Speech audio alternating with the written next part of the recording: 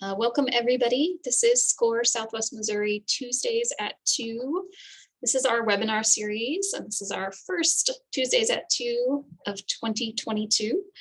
We are doing this every second and fourth Tuesday at 2 p.m. of the month, and we also have some in-person, actually hybrid workshops that we're doing every third Tuesday of the month. You can attend those at the Library Center, or virtually if you can't make it out. So we'll talk more about that in just a little bit. But we hope you'll join us for more Tuesdays at 2 this year. This is in partnership with the Springfield Greene County Library District. That's my employer. I am Katie Pettison. I am the workshop chair for SCORE Southwest Missouri. Welcome to Mental Health for Small Business Owners, Why It's Important and What You Can Do with Lindsey Bell. I'm going to start with just a little introduction to SCORE. So you're all familiar with what SCORE is and what we do. And then we'll turn it over to Lindsey for our program. So SCORE is a nationwide nonprofit that's there for you for the life of your business. We have mentoring and resources to support you from idea to exit. And there are 3 big ways that we help small businesses. We provide free business advice and mentoring. We offer low or no cost business training, just like this training you're in today.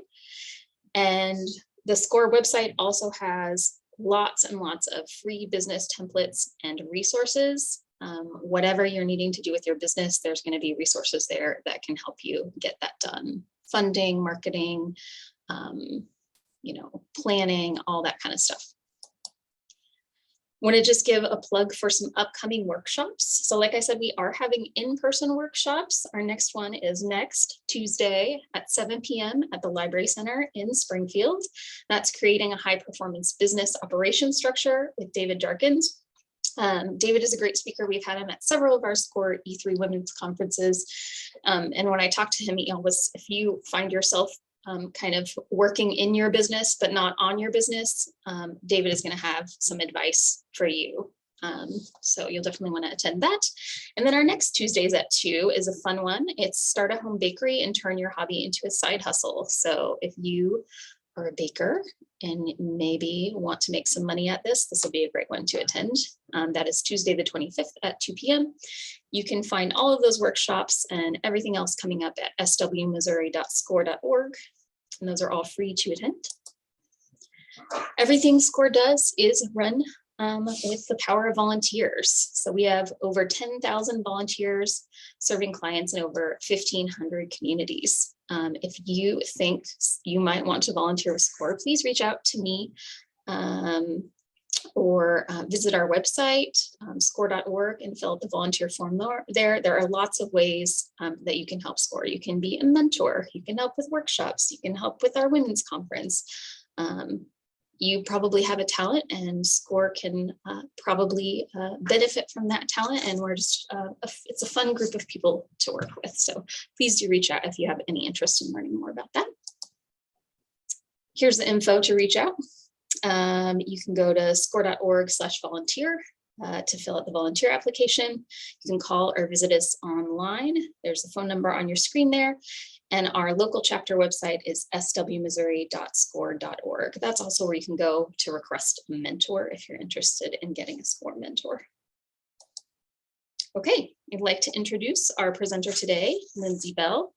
Lindsey is a provisional licensed professional counselor in the state of Missouri and a national certified counselor. She operates a supervised private practice in which she sees clients for mental health counseling in addition to her full-time job at Missouri State University as a career resources specialist. Welcome, Lindsey. Thank you. Happy to be here. All right, I'm going to stop sharing my screen and turn it over to you.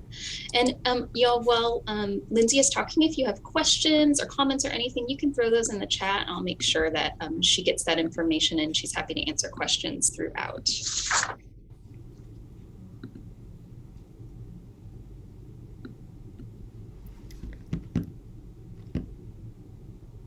All right, there we go. Thank you, Katie. I appreciate it. So yes, my name is Lindsey Bell. I am a provisional licensed professional counselor and a national certified counselor. I work as a career resources specialist in the Career Center at Missouri State, and then I also have a supervised private practice where I see clients for mental health counseling. So today I'm just going to be talking with you about mental health for business owners and try to hopefully give you some strategies that you can take with you from this workshop and hopefully implement in your own life. Um, I will say, I know everybody in here has a little bit of a different background or a different type of business that you're operating, and so I can kind of speak from the perspective of my own small business, but definitely just kind of take the things from this that resonate with you and that work with you, and hopefully we'll get to engage throughout, and I can hear from you all as well. So, I wanted to start by just kind of establishing some definitions for some of the things that we'll be talking about today. And what I wanted to start with was just mental health. And before I pull up a definition on my screen here, I actually wanted to hear from you all first, and just see if you were to define what mental health means to you or any words or phrases that come to mind. What are some things that come up when you hear the words mental health? And feel free to put it in the chat. I don't know if in this setting you're able to unmute, but if you are, feel free to do that as well. If anyone would like to be unmuted, just mention it in the chat and I can unmute you, but otherwise go ahead and use the chat.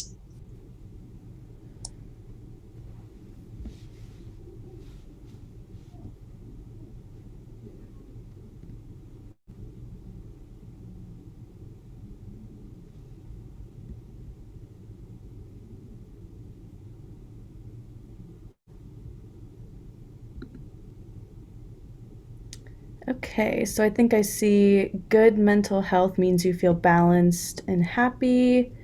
I think of the word balance for me, so two people are saying balance comes to mind.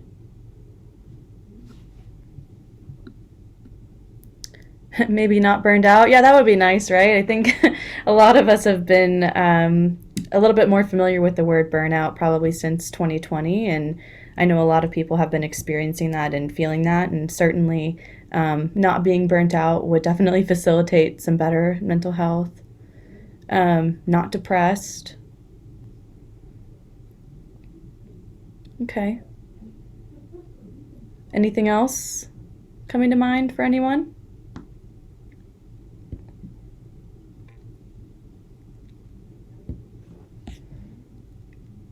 A sense of calm. Yeah, absolutely. Yeah. Well, you all are right on target. I'll pull up the definition I have here. This is from the American Psychological Association. And I will say there are parts of this that I agree with and some parts that maybe I would word a little bit differently. But their definition of mental health is a state of mind that is characterized by emotional well-being, good behavioral adjustment, relative freedom from anxiety and disabling symptoms, and a capacity to establish constructive relationships and cope with ordinary demands and stresses of life. And so I think overall this sums it up pretty well. A couple of things that I would maybe challenge with this would be that good behavioral adjustment. I don't know if there is an objective definition for that. That might look a little bit different for everyone. And I also would maybe disagree with the relative freedom from anxiety and disabling symptoms, because when I think of mental health, it might be that you are experiencing anxiety or symptoms of depression, but that you have some good coping mechanisms to manage that. So it might not always be complete freedom from those feelings, because those are normal human emotions that we will all experience from time to time. But hopefully, just having some good strategies, a good support system, and feeling overall well adjusted and able to cope with some of the stressors in your life, I think would define mental health. I also wanted to take a minute and just talk about trauma, because for me personally, I try to take a trauma-informed perspective to what I do, and I really don't think at this point that we can talk about mental health without talking about trauma. So I just wanted to take a brief moment and talk about the different ways that trauma could manifest. And so, anytime that we're talking about trauma, really what that means is anything that happens too much or too fast and really just outweighs our ability to cope. And so that can look like a lot of different things. When we're talking about trauma that individuals face, you might think of, abuse, neglect, things like that certainly fall under trauma. Serious car accident, that would be a traumatic event. But it can also be things that we call little t trauma. So I just listed a lot of big T traumas, some of the ones that are kind of more common that people think of.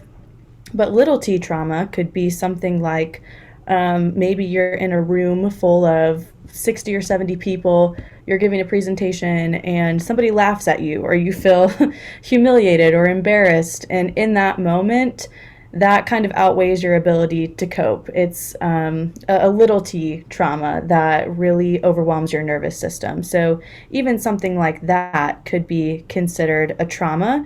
It may not impact you as much in your daily life, but it could still have an impact. And so that's just something I think that's important to keep in mind as part of this conversation, is just that trauma awareness. And then I wanted to also briefly talk about collective trauma, because I think that's relevant right now, especially with the COVID-19 pandemic, because collective trauma is something, it's an event or a series of events that happen to a number of people all at one time. So that could be things like a natural disaster, it could be a collective traumatic experience, something like a pandemic that we're living through right now, or a shooting, things like that. Kind of fall more into that collective trauma. And with collective trauma, there will be a wide variety of experiences and reactions. So, for example, some people through the pandemic, maybe it hasn't impacted them as much in their daily functioning or their emotional well-being. Other people, it's had a huge impact on their daily functioning and emotional well-being. And so there's a variety of experiences that happen within a collective trauma, but it is still something that a number of people are all going through at once. So I just wanted to make sure that we kind of had that language today as we were having this conversation, especially as it relates to the COVID-19 pandemic. And then I liked this quote from Bessel van der Kolk. He is an excellent mental health professional who has a specialization in trauma. And so if you've heard of the book, The Body Keeps the Score, that's a pretty popular book, and it's authored by him. And so if you're wanting to know more about trauma and how that impacts the body and the brain and things like that, be a great book to check out. But I just liked his quote that it's just kind of acknowledging that trauma isn't just an event that took place sometime in the past. It's also the imprint left by that experience on the mind, brain, and body. And definitely, I think some of us are experiencing that right now with the pandemic. So kind of shifting to talking about specifically with small business owners, I wanted to see what research was out there and kind of what the research is saying. And so I did find this study. It's a very recent study from the UK that examined mental health challenges of 984 small business owners. And these were some of the things that they found from this study. And so just to quickly go over some of the findings, they found that 4 in 5 small business owners report experiencing common symptoms of poor mental health at least a few times a year. So that's a pretty significant number there of people who are business owners that at least a few times in a year are experiencing some mental health challenges. Pretty significant number there. Some of the most common reported symptoms were an inability to focus. That was 66% of people reported experiencing that, followed by anxiety with 64%, disrupted sleep at 63%, and almost a quarter of people have experienced panic attacks, and 37% experienced symptoms of depression. So, again, pretty significant numbers. Um, Part of the reason that I wanted to bring in these statistics too is also just to normalize things. So, if you're one of those people that's wondering, is there something wrong with me? Am I the only person experiencing this? That's definitely not the case. This is really common for a lot of people in general, but specifically business owners to experience anxiety and depression and things of that nature. 78% of small business owners said they've been worried about cash flow during the pandemic, and this was the most significant concern out of all respondents. So, again, even in just normal times, whatever that means anymore, I think it's pretty common to sometimes struggle with mental health, but especially with the pandemic, I think there have been additional concerns that business owners have had to face that can cause a lot of stress and can sometimes exacerbate some of these symptoms. And then almost half of small business owners have never accessed mental health support. I was kind of interested to see that. And with that one, I actually wanted to check in with you all since we have some small business owners here. If you have any ideas about that, maybe what some of the barriers might be, or why you think maybe only half of small business owners have ever accessed mental health support. So if anybody wants to chime in, feel free. I'm interested to hear your thoughts.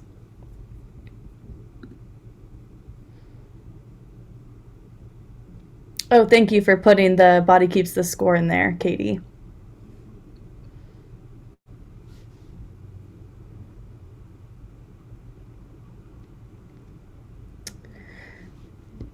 So Rochelle said one thing could be a lack of insurance coverage. I agree. I think that is a huge barrier to accessing mental health support. Not enough time, not sure where to find services. Absolutely. Yeah.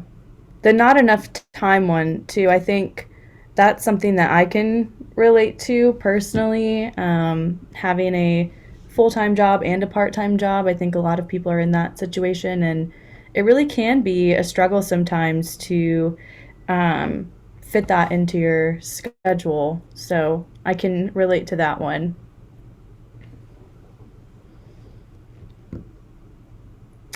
Any other ideas before I move on? Oh, looks like there's a couple more. So Alicia said, I think there is an expectation that business is going to be difficult regardless of a pandemic, so you think you just need to push through on your own. Yeah. Yeah. I could definitely see that perspective. And Rochelle said, when you own your own business, there's always something to be working on, so lack of time does make sense.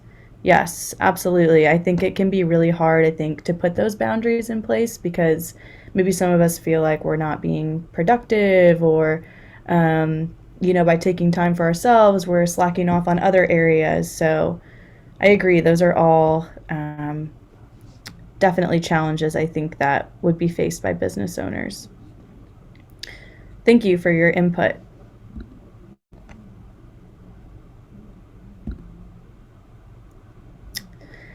Okay, and then I just wanted to kind of talk about some additional mental health challenges. And again, I'm probably going to be asking to hear from you all, whoever is comfortable sharing. But these were some things that I identified. Some of these were covered on that last slide, and then some of them were not covered from that last slide. But even just from my own experience, these were things that I thought could definitely be some additional mental health challenges for small business owners. So obviously, financial stress is a big one. I think at times income can be kind of unpredictable. Speaking from my experience, there will be some months where every single one of my clients shows up and it's a great month for my income. Other months, it's like they all somehow coordinate and all of them cancel at the same time, and then my income's a little bit less predictable. So I think that is definitely something that can be a stressor at times. Balancing responsibilities, kind of like what we were talking about on that last slide there of when you're a business owner, it feels like there's always something that could be done for your business. So trying to balance that with leisure time and family time and other obligations. Anxiety and depression, loneliness and isolation. So maybe if out of your support system or your group of friends and family, if you're the only one that owns a business, feeling kind of lonely in that, not feeling like you have people who really understand what you're going through. Uncertainty and change, which I think is especially relevant with the pandemic. There's so much change that has happened, and having to constantly adapt and adjust and be flexible all of the time can be really emotionally, physically, and mentally draining. And then also, I identified imposter syndrome. I think, especially for people that are kind of just starting out, while they're waiting for their business to pick up and to kind of have more of a steady flow of clients or of income, there's sometimes imposter syndrome that comes up. And so, kind of having that self doubt and questioning, am I really qualified to do this? Am I really capable? And you certainly are, but I think it's common to have those thoughts and to have those self doubts. So I think we have a couple more things in the chat. I'm going to pull that up quickly. So, Justin, you said work-life balance, definitely. I think that is a big challenge for people who own businesses or just people who are working in general. Absolutely. Let's see. Could you please have the Zoom live transcript on the side? Much more helpful. Katie, I don't know if you saw that about the Zoom live transcript. I don't know how to do that. Yeah, I can turn that on. I'll turn it on. Okay, thank you. Mhm. Okay. And so I wanted to kind of open it up to you all, if you have additional things that I didn't capture on this list that you think would be some relevant mental health challenges for business owners.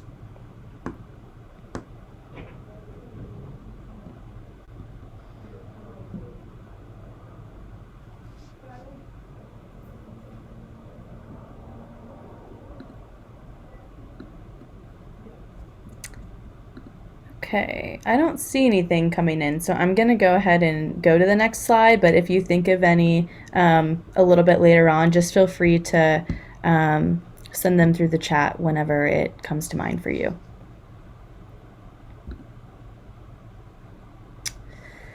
All right, so since we are talking about mental health challenges, I wanted to just include a little bit of information if you're wondering how can you identify if some of these things are happening for you and if it might be time to reach out to your support system or get some additional help. I just wanted to include a couple of things that you could be looking out for in yourself. This is definitely not an exhaustive list by any means, but some of the more common things that I tend to see as a mental health counselor. And so some of these identifiers would be things such as if you are feeling fatigued and exhausted mentally, physically, emotionally, or spiritually all of the time, so with very little relief, maybe you get 8 or 9 hours of sleep and you still wake up feeling totally exhausted. That could be a sign that it might be a good time to kind of get some additional help.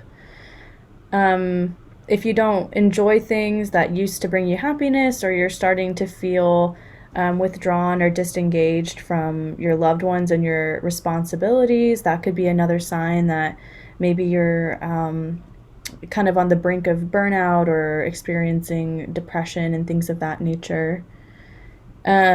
If you frequently have feelings like nothing matters or what is the point, if you're feeling more irritable and angry than usual, if your stressors are outweighing your ability to cope, if you feel like you just can't get a handle on things anymore, or if you're experiencing thoughts of suicide or self-harm, those would definitely all be some signs that it might be a good idea to give yourself some additional support. So I just wanted to put those out there. But additionally, I wanted to say that you don't have to be at this point to get help or to start implementing some coping strategies in your life. Kind of what we want to do is to prevent it from getting to this point and to kind of do some things in the meantime to help you cope and help you have that better balance in your life. And so it's never a bad time to see a therapist or to see a counselor, just to kind of have that space that's just yours, that's a non judgmental space to talk through things with somebody. But especially if it gets to this point where you're experiencing quite a few of these things on a daily basis, that just might be a sign that it's a good time to seek some additional support.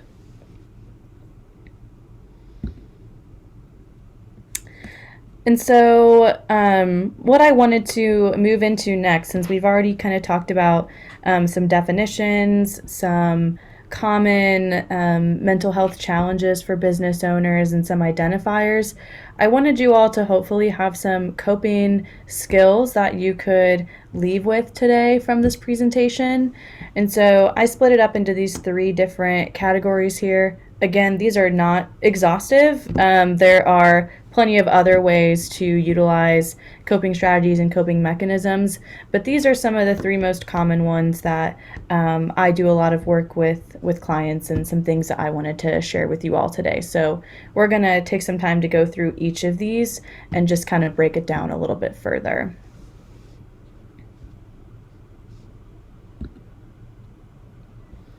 Okay, so the first category I wanted to talk about is self-regulation.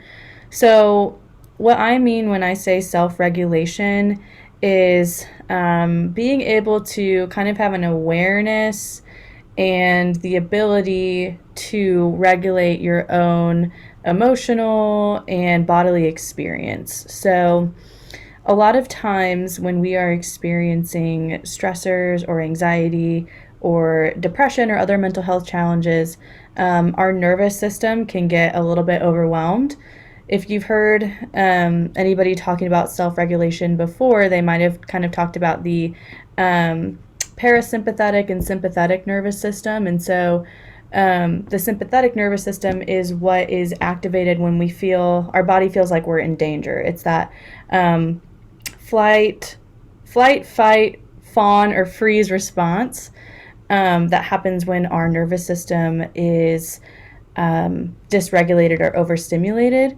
And so there are things that we can do to kind of calm our nervous system down and communicate to our body that we are safe and okay, and then in turn that will usually kind of help calm our mind down.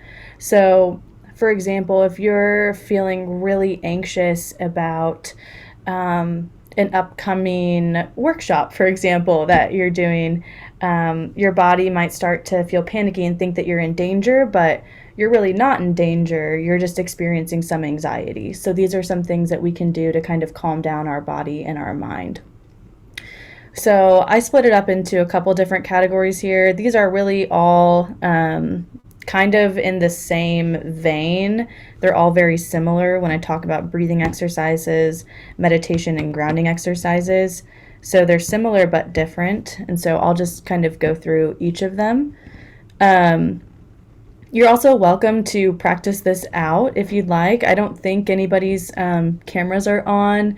If they are, feel free to turn off your camera if you want to actually practice it.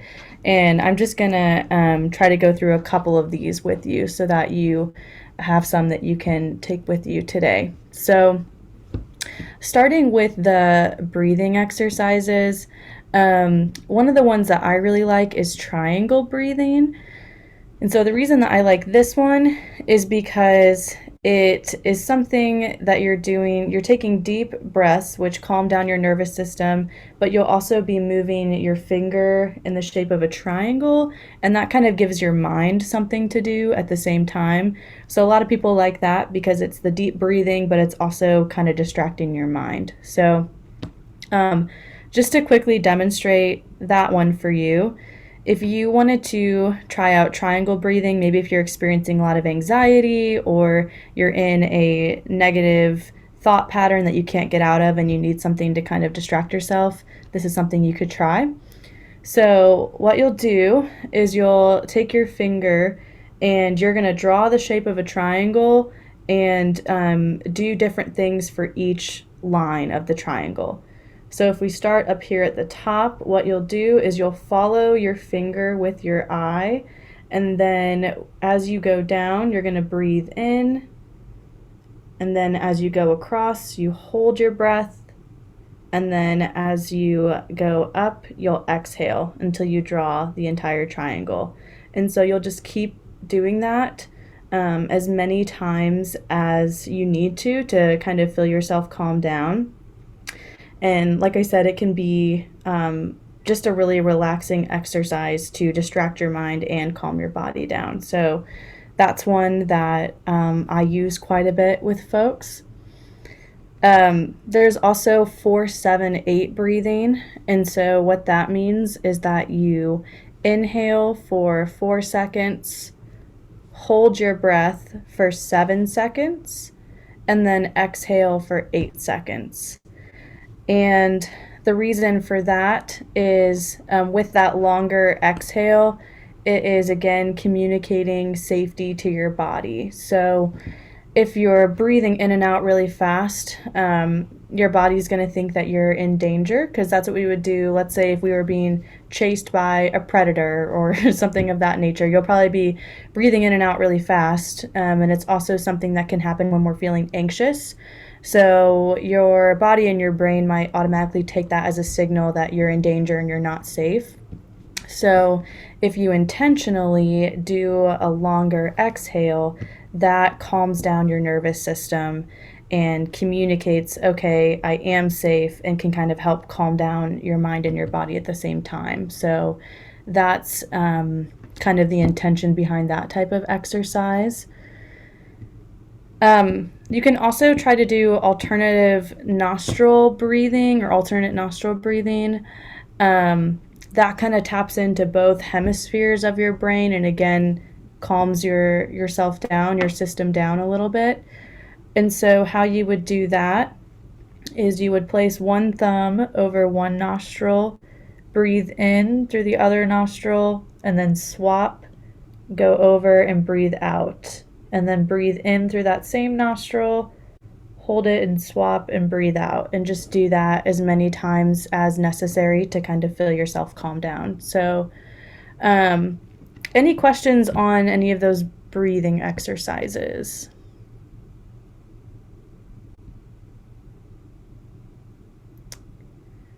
Okay. I also briefly wanted to talk about meditation because I think sometimes there is a misunderstanding with what meditation is. So sometimes people think of meditation just as kind of sitting there and trying as hard as you can not to think. And that's not the only type of meditation that is available out there. There's so many different kinds. So, for example, even just taking a walk in nature and being really intentional about focusing on everything that you can see around you, maybe looking at the trees, looking at the sky, noticing how do your feet feel with each step that you take, how do your arms feel as you're walking. That in itself is a form of meditation and can kind of bring you back into the present moment and help you kind of separate a little bit from your thoughts and just be back in your body. So even that's a form of meditation. I wanted to include this app here. It's called the Insight Timer app. I highly recommend it. It's free, and there are thousands of free meditations on this app and all different kinds of meditation. So I use it all of the time. I try to use it every week, even just for myself. And it's a good way if you're kind of just getting started with doing different types of meditation. You can explore different kinds. So for instance, you could do a body scan meditation or a nature meditation like I just talked about, and just kind of see what's out there. And then you can also search for meditations by the time limit. So If you're starting out, you might just want to start with like a 3-minute one and then kind of build your way up to a longer one. So highly recommend that app for anybody who's interested in starting to implement some more meditative practices in their life. And then lastly, I kind of just wanted to quickly go over grounding exercises. And so grounding, again, is really focused on grounding you to the present moment and getting you present in your body. So a really popular one is the 5-4-3-2-1 grounding meditation. Some of you might be familiar with that one. But this is also something that you can do if you, again, are finding that you're feeling really anxious or stressed and you need a moment to kind of calm yourself down. You can try doing this exercise. So, how it works is that you use your 5 senses and you go through this 5-4-3-2-1. So, you start by noticing what are 5 things that you can see right now. So if I'm looking around my office, I can see pens, I can see my computer, I see a lamp, I see a door, and I see a folder. So that's 5 things that I can see. Okay, now what are 4 things that you can touch? So I can touch this pen, can touch the sleeve of my cardigan, can touch my water bottle, and hand sanitizer. Then you go to what are 3 things that I can hear. So I hear the sound of my own voice, I hear cars outside, and I hear my computer. Okay, then 2 things that you can smell. So I have some lavender spray, so I smell that, and I can smell my gum. And then lastly, you do what is 1 thing that you can taste. So for this one, if you have like mints or gum or something like that, you can pop a mint in your mouth and just kind of pay attention to what does it taste like and just kind of take a minute to be aware of that. And so by the time that you go through each of your 5 senses, you probably won't even quite remember what it was that you were really stressed about beforehand, or it feels less intense than it did at the beginning because you took a second to just pause and reorient yourself to the room around you. And so that's kind of the purpose of that one and how that one can be helpful. So now that I've gone through some of these strategies, does anybody have any questions or other strategies that you use that you would like to add?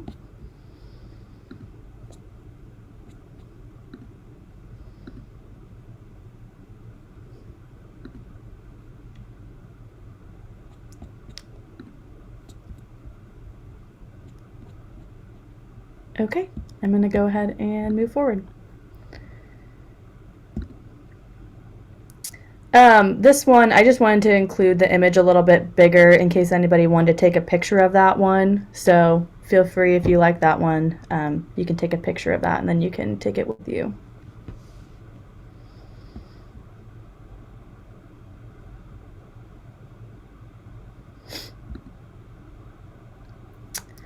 All right. So the next category of coping skills that I wanted to go over is just movement and exercise.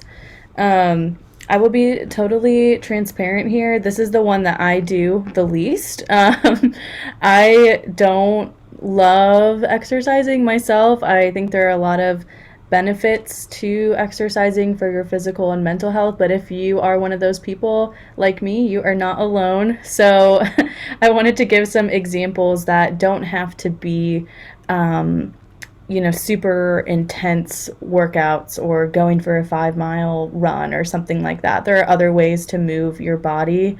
So for example, even just going for a walk. This could be a 5-minute walk. It doesn't have to be a long walk, but it's amazing how much just getting outside for a second and going for a walk can really do for your mental health.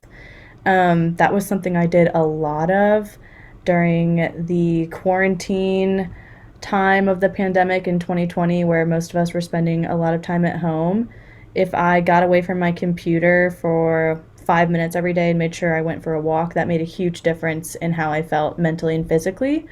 So that's something that's quick that we could all do. Um, Yoga and stretching can be really helpful and nice. If you're not a yoga person, again, you don't have to do any intense yoga exercises or like twisting your body like a pretzel or anything like that. There are other types of yoga out there that are a little less intense. So, a yoga that I like to do is restorative yoga. So that's a lot more about just like deep stretching. And that can really help kind of one, relax your mind, and two, help your body kind of process any emotions that you could be storing. So I know I hold a lot of stress in my shoulders. I will half the time be sitting with my shoulders hunched up and not even realize it. So doing some stretching can really help kind of move some of the things that you are probably holding in your body or storing in your body. You can dance to your favorite song. I like to do this sometimes if I'm like doing dishes or some other like mundane task. It's just a nice way to kind of, you know, incorporate some movement into your day if you sit at a desk all day or don't move very much. Or, of course, if you like sports, you know, playing a sport with your friends or with your kids, just kind of getting outside and getting moving. So, just a couple of different ideas there. Okay, and then lastly, I wanted to quickly talk about community support. And so, with community support, the way that I look at that is one, your support system. So, people like family, friends, colleagues, faith community, things like that.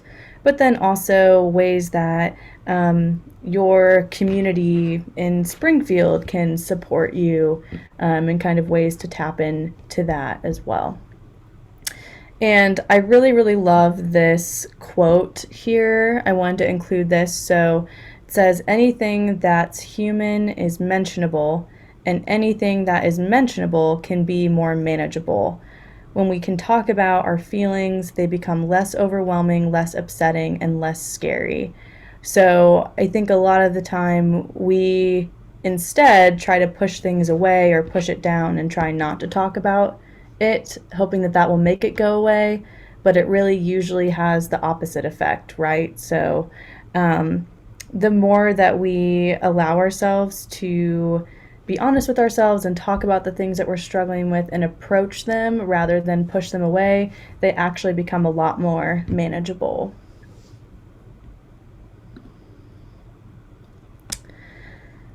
And so, had some things here just to kind of get you thinking about your own support system. Maybe if you were going to create a map of who's in your support system, these are some things that you can be thinking of. So, for some of us, it's family, friends, colleagues, peers, faith community, could be other communities. And then you can also think about when something bad happens, who's the first person that you would call? So let's say you got some really devastating news. Who's the person that you would call right away? And if they didn't answer, who's the second person that you would call? Or who's the third person that you would call? And you can also think about when something good happens, who would you call? Because those people are important to have in our support system as well. And sometimes it's the same person, but other times it could be different people. It could be somebody different that you would call when something bad happens than someone that you would call when something good happens. But I think when we're thinking about our support system, it's important to have people that can be with you through the challenging times, but also people that can celebrate your successes with you and kind of be there with you in the happy moments too. So just some things to consider. And then some additional types of community support that I wanted to mention. Would be support groups. So we do have some support groups through NAMI in Springfield. Those are peer-led support groups, and they have them on a variety of different topics. If you go to the NAMI Southwest Missouri website, you can find some of those groups, and I think they do also have some virtual options as well. You can tap into professional organizations. So obviously everybody here is familiar with SCORE and affiliated with SCORE. So that might be part of your network or your support system that you can tap into. There's also the Multicultural Business Association, and so that could be a good source of support for you. And then, of course, you can reach out to a mental health professional and get some support that way. So, these are a couple different websites where you can find a mental health counselor. This is not exhaustive, but I just wanted to give a few examples here. So, Psychology Today and Therapy Den, those are just general directories for therapists that you can search. Those are pretty popular and pretty commonly used. There's also the Ozarks Inclusion Project, and that's local to Springfield. So if you're looking for a LGBTQ plus affirming counselor, that's a great resource. And then there's a national resource. It's called Melanin and Mental Health. So if you are a person of color and you're looking for a therapist of color or a culturally responsive therapist, that is also a really great resource. And they not only have directories, but they also just have other resources on their website. So wanted to just plug a couple things here.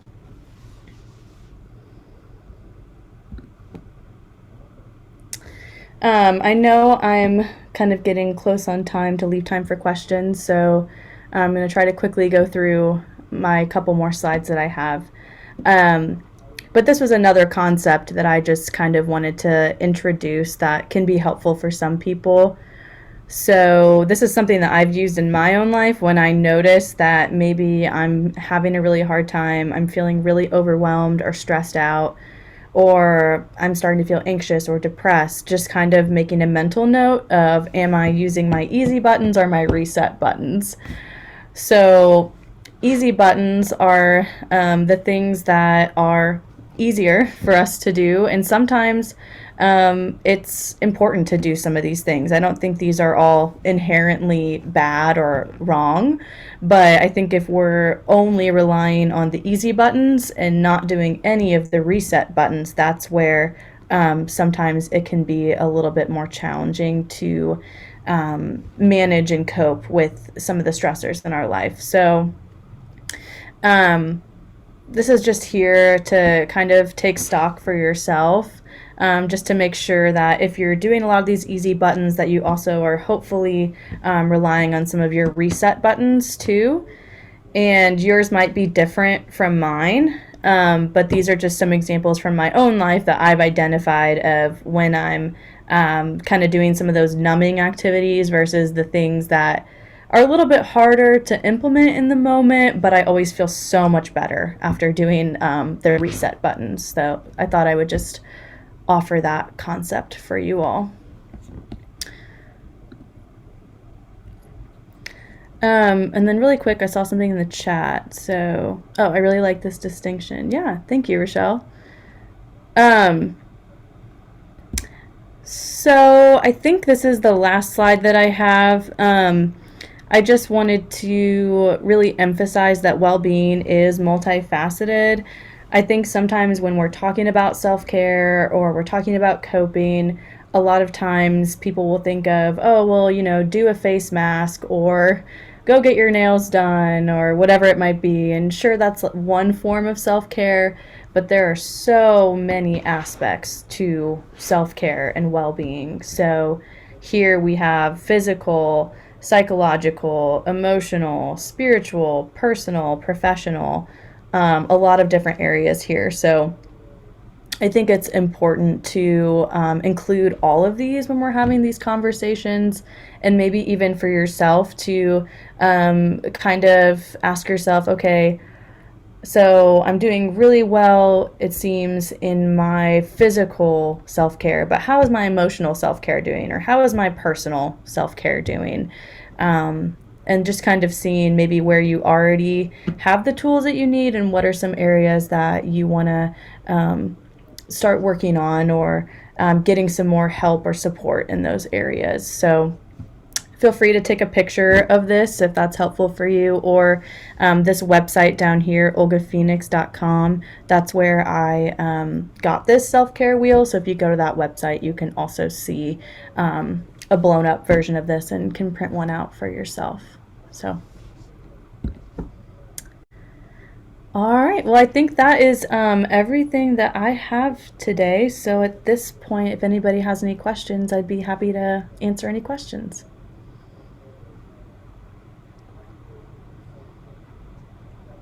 You can throw your questions in the chat, or if you want to unmute, just let me know, or I think there might be a button to request it and we can unmute you.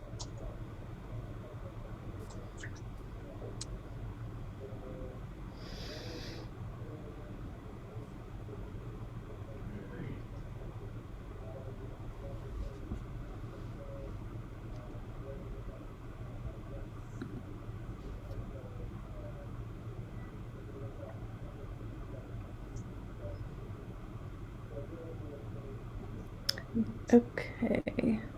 So I see Alicia said, what do you recommend for self-regulation when you are with someone else and they trigger for your response? That is a great question. I think that is something that a lot of people experience. So for something like that, obviously, if you were doing like triangle breathing, they would see what you're doing. They might be like, what is that you're doing? So that one might not work as well for that situation. So, something that I do is I focus on sometimes just replanting my feet firmly on the ground and just trying to be aware of, okay, I can feel my feet on the ground. I feel steady. I feel supported, kind of putting my focus there. And then just doing some deep breathing. Sometimes I might even like put a hand on my stomach in a way that's not super obvious and just kind of focus on, okay, I can feel my stomach rising and falling with each breath that I'm taking, and that can kind of ground me or help me calm down a little bit if I'm feeling triggered in that moment. So those are some things that I do. If anybody else has suggestions too, feel free to share those, but those are some of the things that I would do that maybe would be a little bit less obvious in that type of situation.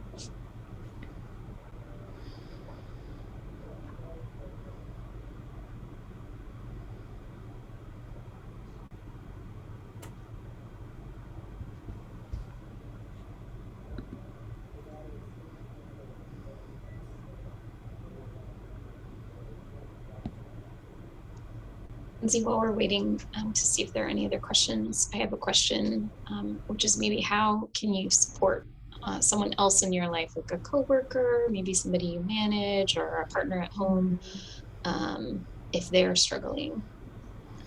Yeah, I think that's a great question. I think even just being open to listening and showing that you care is a huge step. I think sometimes people entirely avoid conversations because they're anxious about, well, what if I say the wrong thing, or what if this doesn't go well? So even just, um, having the courage to have that conversation with someone and just say, hey, I've noticed lately you don't quite seem like yourself. I just wanted to check in and see how you're doing and if there's anything I can do to support you.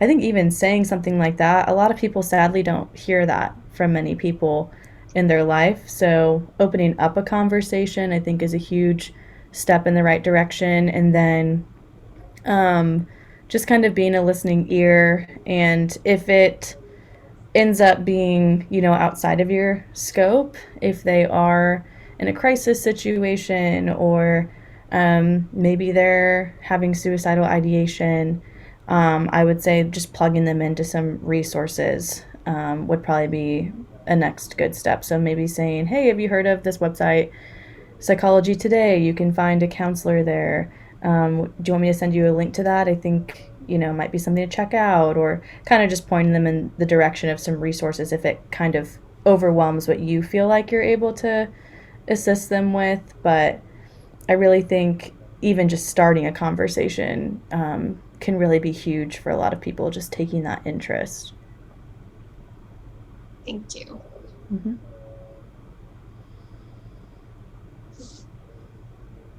Don't see any other questions coming in from our audience.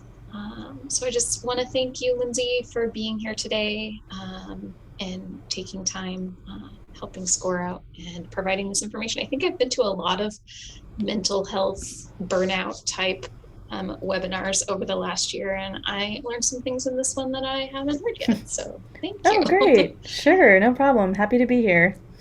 All right. Well, thank you, everybody, for taking time out of your afternoon to join us today. You can check out the rest of SCORE's webinars at swmissouri.score.org. I hope we'll see you at our next Tuesdays at 2. Thank All you. right. Thank you. Bye, Bye. everybody.